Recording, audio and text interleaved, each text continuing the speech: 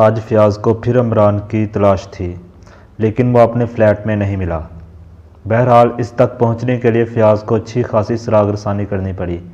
وہ اسے شہر کے ایک گٹیا سے شراب خانے میں ملا، لیکن فیاض یہ نہ معلوم کر سکا کہ عمران وہاں کیا کر رہا تھا۔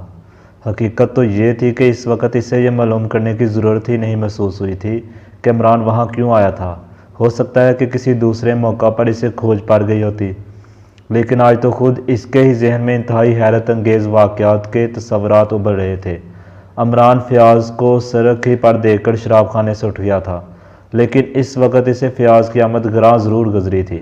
عمران نے سڑک پر آ کر فیاض کو اشارہ کیا کہ وہ آگے بڑھ جائے، لیکن فیاض اشارہ نہ سمجھ کر اسی کی طرف بڑھتا رہا۔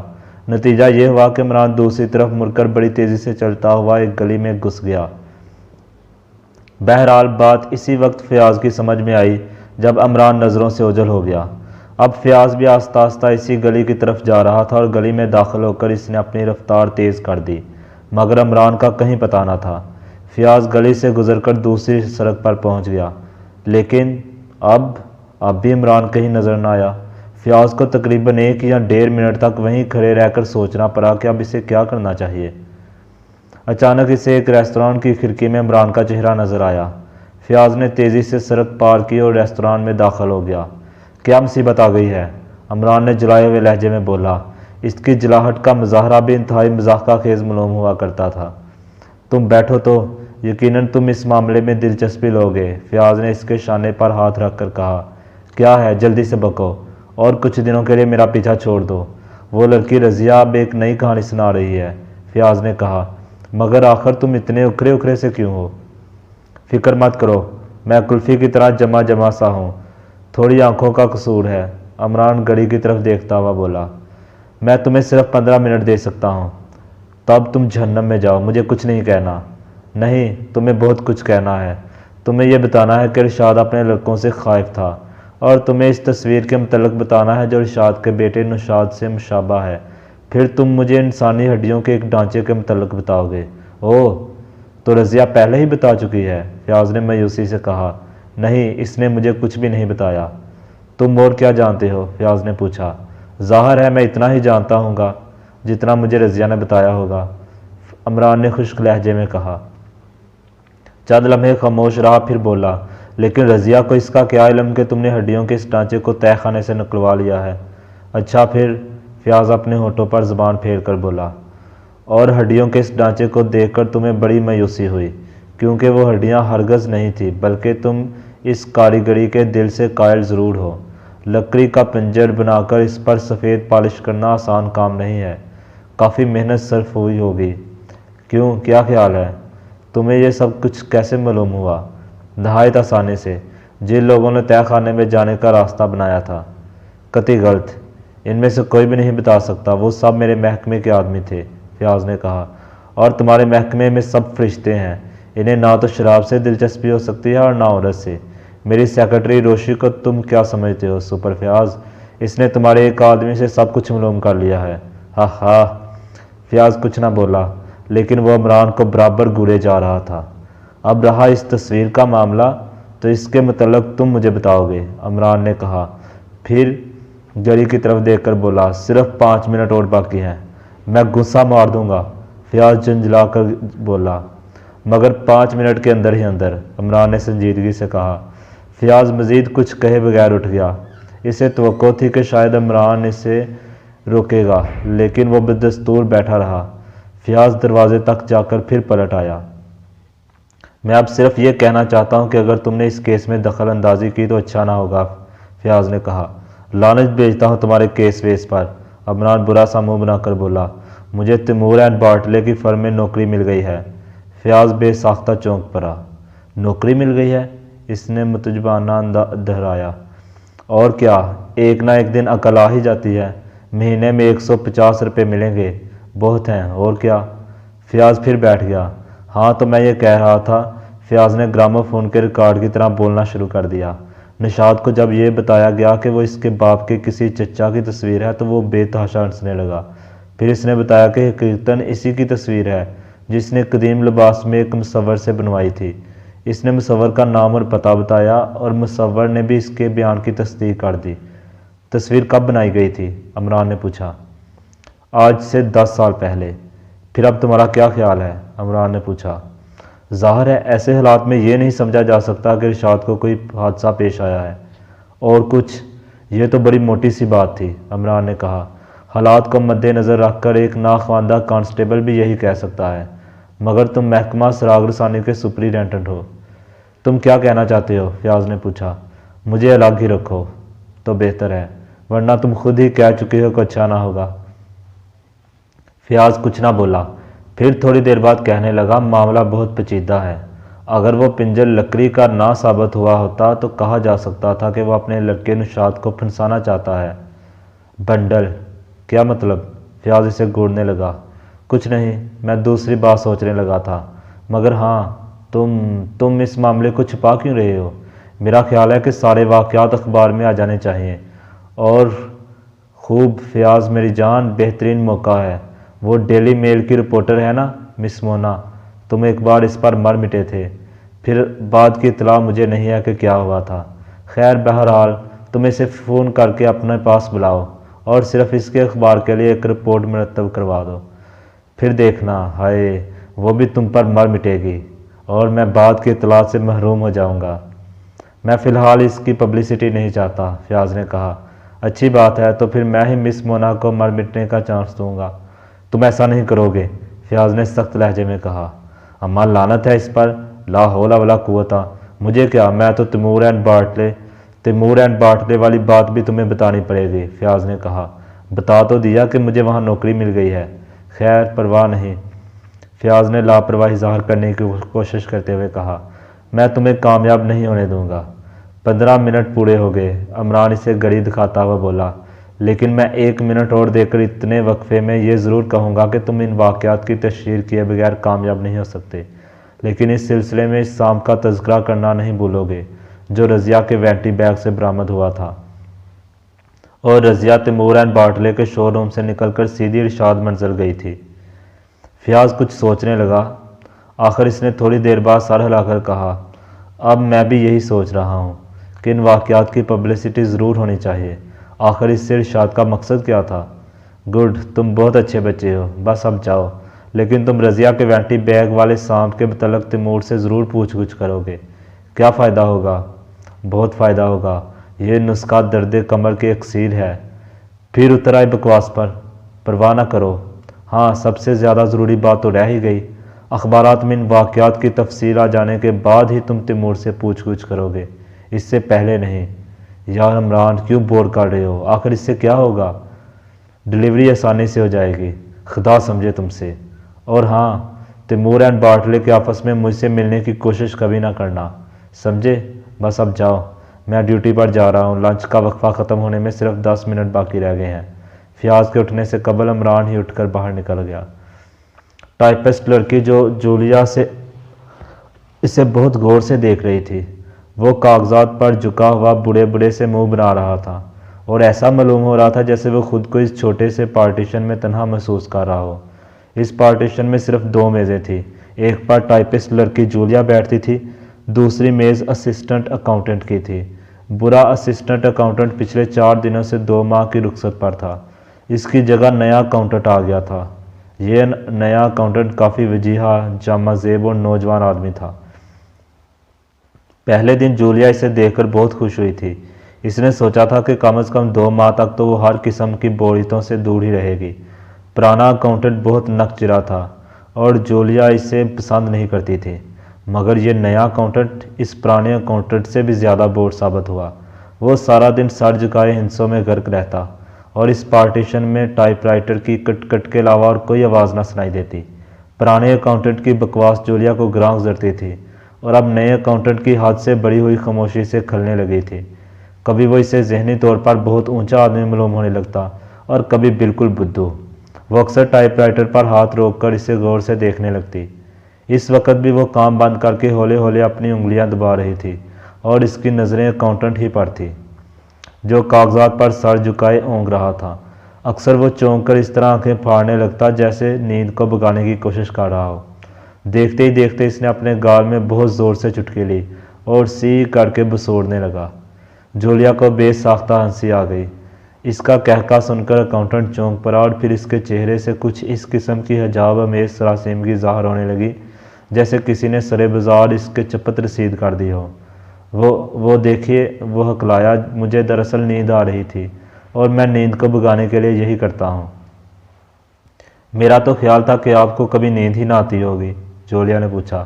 کیوں؟ واہ، آتی کیوں نہیں؟ لیکن خواب میں آپ کو ہنسے نظر آتے ہوں گے۔ جی ہاں، اور آج کل ٹائپ رائٹر کی کٹ کٹ بھی سنائی دیتی ہے، اکاؤنٹنٹ نے گلوگیر آواز میں کہا۔ آپ اس سے پہلے کہاں کام کرتے تھے؟ اس سے پہلے میں کسی کام کا نہیں تھا۔ آپ کے دوست تو بکثرت ہوں گے، جولیا خواہ مخواہ سے باتوں میں الجھانا چاہتی تھی۔ نہیں، ایک بھی نہیں ہے، اکاؤنٹنٹ نے بڑی معصومیت سے کہا۔ بات یہ ہے مس نیلیا، جولیا، اس نے تصدیق کی۔ I am sorry miss Julia, بات یہ ہے کہ مجھے دوستی کرتے ہوئے بڑی شرم آتی ہے۔ شرم؟ میں آپ کا مطلب نہیں سمجھی۔ شرم دراصل اسے کہتے ہیں جو آتی ہے، یعنی کہ شرم۔ آپ شرم نہیں سمجھتی؟ میں نے شرم کی وجہ پوچھی تھی۔ بہت سی وجوہات ہو سکتی ہیں، جی ہاں۔ اکاؤنٹنٹ کے چہرے پر اس وقت نہ جانے کہاں کی حماقت پھٹ پڑی تھی۔ جولیا نے سوچا، چلو اسی طرح وقت کٹے گا، بیوقوف آدمی بھی دلچسپی کا سامان ہوتے ہیں۔ آپ کے کتنے بچے ہیں؟ جولیا نے پوچھا۔ مجھے ملا کر 7۔ آپ کو ملا کر کیوں؟ جی ہاں، اگر آپ نہ ملانا چاہیں تب بھی کوئی مذائقہ نہیں، پھر بھی 6 باقی بچتے ہیں۔ بات یہ ہے مس مولیا، شاید میں غلط نام لے رہا ہوں۔ خیر جو کچھ بھی آپ کا نام ہو، مطلب یہ کہ ہاں، تو میں ابھی کیا کہہ رہا تھا، مجھے حیرت ہے کہ آپ دوستوں کے بغیر کیسے زندہ ہیں۔ میں زندہ کب ہوں؟ اکاؤنٹنٹ نے مایوسی سے کہا۔ یقیناً آپ کے دل پر کوئی گہری چوٹ لگی ہے، جولیا نے تشویش ظاہر کی۔ اوہ ہو، جی ہاں، آپ کو کیسے معلوم ہوا؟ کمال ہے، کیا آپ کو علم غیب ہے؟ جی ہاں، پچھلے سال لگی تھی، بڑی پریشانی اٹھائی، 3-4 بار ایکس رے لیا گیا، لیکن مختلف ڈاکٹر کسی ایک بات پر متفق نہ ہو سکے۔ آخر بڑی کاوشوں کے بعد معلوم ہوا کہ گھٹنے کی ہڈی اپنی جگہ سے کھسک گئی ہے۔ اردو میں ایک مثل ہے مس جولیا کہ مارو گھٹنا پھوٹے آنکھ، مگر یہ مثل غلط ثابت ہو گئی۔ اب میں ماروں آنکھ پھوٹے گھٹنا کا قائل ہو گیا ہوں۔ میں کچھ بھی نہیں سمجھ سکی، جولیا نے بولی۔ یعنی آپ اس کا 1/4 بھی نہیں سمجھی؟ اور معاف کیجیے گا، میرا مطلب یہ تھا کہ آپ کچھ بھی نہیں سمجھی۔ آپ ہر وقت ہنسوں سے کھیلتے رہتے ہیں، جولیا مسکرائی۔ یہ میری بد نصیبی ہے مس، کیا نام ہے؟ جولیا، مس جولیا۔ میں اپنی عادت سے مجبور ہوں، مجھے ارتھمیٹک سے عشق ہے، لیکن مجھے ارتھمیٹک سے بڑی نفرت ہے، جولیا نے کہا۔ اپنا اپنا مقدر ہے، کم از کم آپ کی شادی تو ہو جائے گی۔ کیوں؟ شادی اور ارتھمیٹک سے کیا تعلق؟ بہت گہرا تعلق ہے مس جولیا۔ اکاؤنٹنٹ نے طویل سانس لی۔ میں نہیں سمجھ سکتی، ہر ایک نہیں سمجھ سکتا مس جولیا، آپ سمجھائیے بھی تو۔ میرے لیے یہ بات بالکل نہیں ہوگی، اور میں اپنی معلومات میں اس اضافے کے لیے ہمیشہ آپ کی احسان مند رہوں گی۔ اچھا تو سمجھنے کی کوشش کیجیے، انگریزی میں بیوی کو نصف بہتر کہتے ہیں، یعنی 1/2 بہتر۔ یعنی بات میں نے اپنی ہونے والی بیوی کے باپ سے کہہ دی تھی، وہ پتہ نہیں کیوں بگڑ گئے۔ میں نے کہا آپ اپنی بیوی کے نصف بدتر ہیں، یعنی 1/2۔ غالباً آپ سمجھ گئی ہوں گی مس جولیا، یہ شادی نہ ہو سکی اور شاید کبھی نہ ہو سکے۔ اکاؤنٹنٹ کی آنکھوں سے آنسو بہنے لگے۔ جولیا کچھ نہ بولی، اس کی سمجھ میں نہیں آ رہا تھا کہ وہ ہمدردی کے کچھ الفاظ کہے یا بے تحاشا ہنسنا شروع کر دے۔ ادھر اکاؤنٹنٹ انگلیوں سے میز پر طبلہ بجانے لگا، لیکن آنسو بدستور بہتے رہے۔ ایسا معلوم ہو رہا تھا جیسے اسے ان آنسوؤں کا علم ہی نہ ہو۔ طارق تیمور کے آفس میں داخل ہوا۔ تیمور وہاں تنہا ہی تھا۔ طارق کو بے درک اندر گھستے دیکھ کر اس کے چہرے پر تفکر اور تردد کے آثار نظر آنے لگے۔ کیوں؟ تم اجازت حاصل کیے بغیر یہاں کیوں آئے؟ تیمور اسے گور کر بولا۔ معاف کیجیے گا جناب، طارق نے مسکرا کر کہا، میں سمجھا تھا شاید اب اس کی ضرورت باقی نہ رہے گی۔ بیٹھ جاؤ، تیمور نے کرسی کی طرف اشارہ کیا۔ طارق بیٹھ گیا۔ تیمور چند لمحے اسے گھورتا رہا، پھر بولا، تم مجھے بلیک میل نہیں کر سکتے، سمجھے؟ جی ہاں، میں سمجھ گیا، بلیک میل کرنا چھچھوڑے آدمیوں کا کام ہے۔ آپ نے غالباً ان لوگوں کا انجام سن لیا ہوگا جو پچھلی شام میرا تعاقب کر رہے تھے۔ بلیک میلر عموماً بزدل ہوتے ہیں، دھمکی کا نام بلیک میلنگ ہے، اور دھمکی وہی دیتا ہے جو کمزور ہو۔ میں کمزور نہیں ہوں مسٹر تیمور، میں چھین کر کھانے کا عادی ہوں۔ ابھی بچے ہو، بچپن کے ہوائی قلعوں کی کوئی اہمیت نہیں ہوتی۔ تو آپ اس پر رضامند نہیں ہیں؟ نہیں۔ تیمور میز کی دراز کھول کر اس میں کچھ تلاش کرتا ہوا بولا، اب فرم کو تمہاری خدمات درکار نہیں ہیں۔ یہ لو، یہ رہا نوٹس۔ طارق نے اس کاغذ کی طرف دیکھنے کی زحمت بھی گوارا نہیں کی جو تیمور نے میز کی دراز سے نکال کر اس کے سامنے رکھ دیا تھا۔ لیکن X539، طارق آہستہ سے بڑبڑایا، اس وقت میرے قبضے میں ہے۔ تم جھوٹے ہو، تمہیں اس کی ہوا بھی نہیں لگی۔ خام خیالی ہے مسٹر تیمور۔ Get out. بہت خوب، شکریہ، لیکن میرا ساتھ تمام شکاری دیں گے۔ میری علیحدگی ان کی علیحدگی ہوگی، سمجھے آپ؟ تیمور نے چپراسی کو بلانے کے لیے گھنٹی بجائی۔ میں جا رہا ہوں مسٹر تیمور، اس کی ضرورت نہیں پیش آئے گی، لیکن آج شام تک آپ اپنے خسارے سے واقف ہو جائیں گے۔ طارق باہر نکل گیا۔ بعض کلرکوں نے اسے دیکھ کر سر ہلایا اور وہ ان سب کو چھیڑتا اور ان پر آوازیں کستا ہوا آگے بڑھ گیا۔ پھر وہ اس پارٹیشن کے سامنے رکا جہاں ٹائپسٹ گرل جولیا اور اسسٹنٹ اکاؤنٹنٹ بیٹھتے تھے۔ ہیلو طارق، جولیا اسے دیکھ کر چہکاڑی۔ How do you do Julie? Okay old boy, come in come in. Tariq partition میں داخل ہو کر دروازے کے قریب ہی ٹھٹک گیا۔ آپ کی تعریف؟ اس نے نئے اکاؤنٹنٹ کی طرف اشارہ کر کے پوچھا۔ ہمارے نئے اسسٹنٹ اکاؤنٹنٹ، جولیا نے جواب دیا۔ نئے اکاؤنٹنٹ کا چہرہ شرم سے سرخ ہو گیا اور وہ نظریں جھکا کر انگلی سے میز کھٹکانے لگا۔ جولیا نے اشارے سے طارق کو بتایا کہ وہ بالکل بدھو ہے۔ کہو دوست، کیا نام ہے تمہارا؟ طارق نے اس کے سر پر ہاتھ پھیر کر کہا اور جولیا منہ دبا کر ہنسنے لگی۔ اکاؤنٹنٹ اس کا ہاتھ جھٹک کر اور زیادہ شرما گیا۔ جولیا بے تحاشا ہنسنے لگی، لیکن طارق اسے سنجیدگی سے گھورتا رہا۔ ایسا معلوم ہو رہا تھا جیسے وہ کوئی بہت ہی اہم بات سوچنے لگا ہو۔ یہ بہت ضروری ہے، اس نے آہستہ سے کہا، کہ یہاں بیٹھنے والا ہر اکاؤنٹنٹ میرے گہرے دوستوں میں سے ہو۔ اکاؤنٹنٹ حیرت سے اس کی طرف دیکھنے لگا۔ طارق کرسی کھینچ کر بیٹھنے ہی والا تھا کہ دو پٹھان چوکیدار کیبن میں داخل ہوئے۔ آفس سے نکل جاؤ، ایک نے آگے بڑھ کر طارق کا بازو پکڑتے ہوئے کہا۔ طارق کی خونخوار آنکھیں اس کی طرف اٹھی اور وہ اس کا بازو چھوڑ کر الگ ہٹ گیا۔ جاؤ، وہ دروازے کی طرف ہاتھ اٹھا کر چیخا۔ تیمور سے کہہ دینا کہ یہ بدتمیزی سے بہت مہنگی پڑے گی۔ اور پھر وہ ان دونوں کو ایک طرف دھکیلتا ہوا باہر نکل گیا۔ اکاؤنٹنٹ اور جولیا حیرت سے آنکھیں پھاڑے دم بخود بیٹھے رہے۔ دونوں پٹھان بھی ہونٹوں ہی ہونٹوں میں کچھ بربراتے ہوئے باہر جا چکے تھے۔ پھر اکاؤنٹنٹ اٹھ کر باہر جھانکنے لگا۔ پورے آفس میں مکھیوں کی سی بنبناہٹ گونج رہی تھی۔ وہ جولیا کی طرف مڑا جو اپنے خشک ہونٹوں پر زبان پھیر رہی تھی۔ یہ کون صاحب تھے؟ اکاؤنٹنٹ نے جولیا سے پوچھا۔ طارق، ایک شکاری، بہت غصے میں معلوم ہوتے تھے۔ ہاں، وہ بہت تیکھے مزاج والا اور انتہائی خطرناک آدمی ہے۔ خطرناک؟ ارے باپ رے! اکاؤنٹنٹ احمقانہ انداز میں پلکیں چپکانے لگا۔